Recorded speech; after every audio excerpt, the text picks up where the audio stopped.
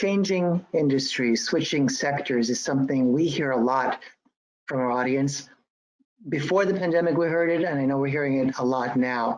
Talk to us a bit, please, about how to negotiate that territory. You're in one sector, it's either shut down or it's the opportunities have diminished for you, and you need to move somewhere else, or you really want to because you feel that's important. And yet you've built your network in one sector, you're known in one sector, and that's where all of your expertise historically has been. How do you make that switch? Where do you start first? Is it with that value story? Yeah, and I'll tell you how I had my first epiphany about this. I've recruited through 3 recessions, and my first year as a headhunter, I did accounting and finance, so I was very proud of the fact that my first year as a headhunter, I took 10 CFO searches. And I sat down with all the I did everything I was trained to do. You know, I sat down with all the senior level stakeholders and got a list of everything they told me they were looking for in somebody's background. Most of that had to do with industry, right? We want somebody not just from, you know, this particular sector of commercial, but commercial, large anchor store real estate, you know, like whatever. That's, I mean, they would narrow it down. And you know, if you're gonna be a headhunter, you got to go headhunt.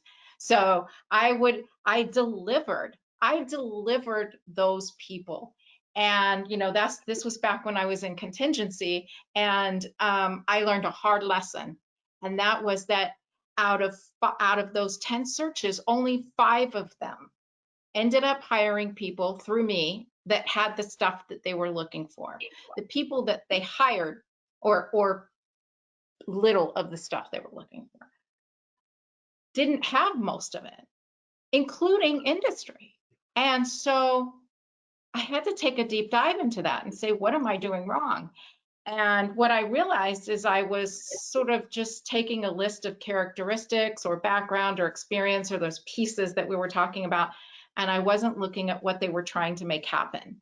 And so from that point on, and the reason I did become #1 as far as my interview to offer ratio with my clients is that I never asked them what industry they wanted to find. I asked them what, you know, as far as experience, I asked them what they needed to make happen. And then I would build the case around that. So with one particular senior level finance person, a CFO, you know, he had large company, he was with a large company, but it was in supply chain manufacturing.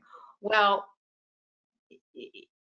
we made an industry switch for them because we focused on the value story being that he focuses on tight margin environments. So that value proposition has to be big. It has to be worth. When we say value, we mean ROI. That ROI has to be higher than your salary. That's the definition. But that tight margin environment that he was proficient with translates to other industries. So what we do at Execunet when we work with members is we focus on what is that value proposition that might be the common denominator between your industry and other industries, and make the focus on that and control the narrative around that focus.